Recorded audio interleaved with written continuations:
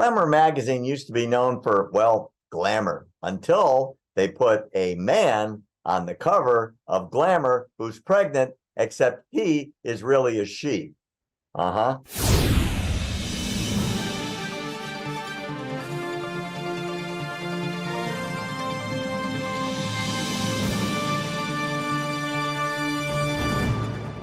All right. Well, look, I think we have gotten going in the right direction because I got the doozy for you now.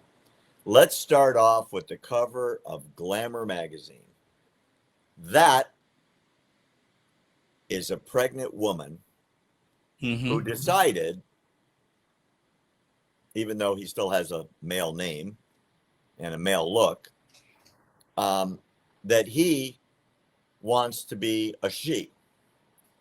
So this person, she wants to be a he. He or is a she? he. I'm sorry, I got it backwards. It's a girl. See, I'm always confused. I'm sorry. I'm reading from the text from the press release, and I took it as fact, and it was actually BS. That's a girl. Okay. I'm sorry. That's a girl. She's pregnant. Okay. Right.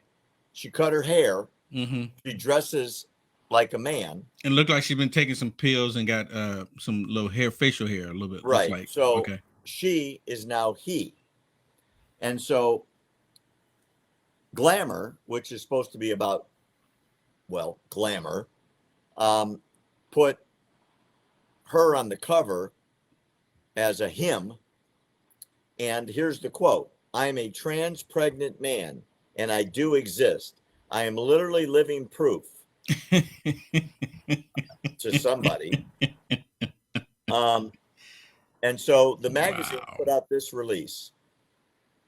We decided to feature Brown because it seeks to celebrate the allyship that exists between women, cisgender or not, and transgender people through our shared experiences, in particular pregnancy, healthcare, and childbirth, something that's not often talked about with regards to the transgender community. You know, because being pregnant in general is really, really difficult. Oh my gosh. That's a girl who is now insisting on being called a man. And she has been getting hateful messages from people who claim that men can't be pregnant. And I'm living proof that a man can be pregnant. Okay? She has a uterus, ovaries, and a fallopian tube. That's how she got pregnant. So Vogue and other magazines think this is glamorous, and they call them men. And here's the sexy picture. Wow. That's kind of the centerfold of Glamour magazine. And that's supposed to make you think that men can be pregnant.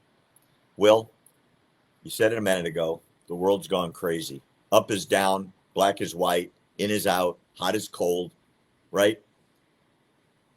How crazy have we gotten that this girl who now decides that she is a he is a hero for being pregnant and dressing up like a man? Baby. Barry, you know what makes me think about? So I posted a comment on Twitter because, Twitter's a little bit more open on free speech these days.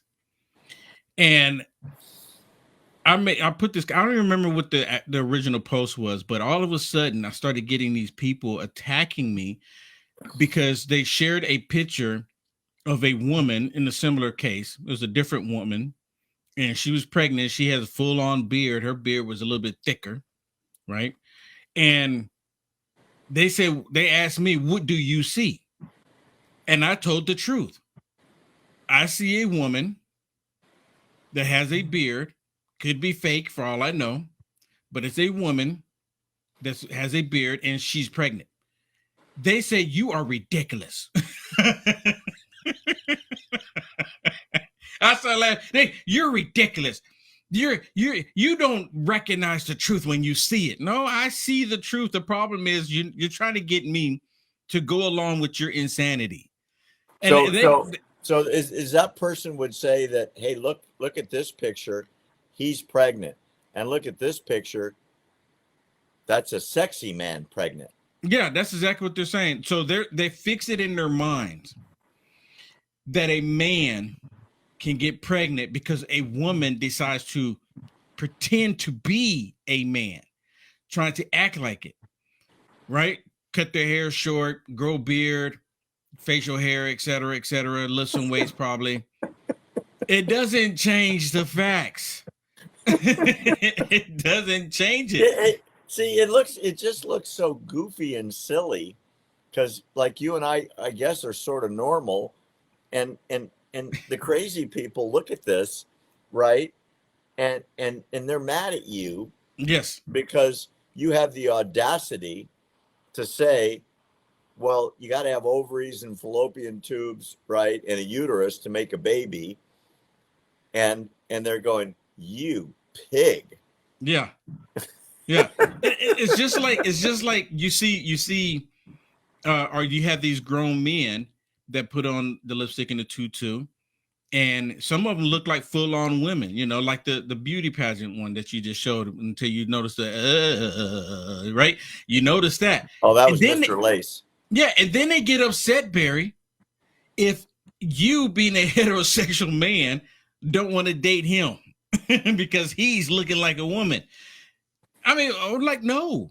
I mean, again, you mix oil and water together, no matter how much you shake it up, it's going to come out and still have the same reaction. And the answer is no. Right. And Barry, why do we have to be forced to play along? And I bring this up so many times. See, this is what this ultimately comes down to. They're forcing us to play along. And guess what? I don't want to play. And then if you don't play, the new one now, Barry, I don't know if you've seen this, there's Muslims that are actually fighting against this insanity. And Muslims saying, wait a minute. I don't like the right, but you know what? And I saw this one Muslim lady go, I don't like the religion that the right really gravitates to, but they're messing with our children now. I don't want my children subject to this. So now there's a video with Christians and Muslims and Jewish people standing together because of the children, because they're targeting the children. And it's like, okay, let's set all this aside for just a second. They're coming after our kids, and they don't care what your kid is. They want your children, no matter what they are or how they were raised. They want your children. I don't want to play along. And then the ultimately thing, Barry, they're calling Muslims, you know what they're calling them now? White supremacists. I'm like, wait a minute. What?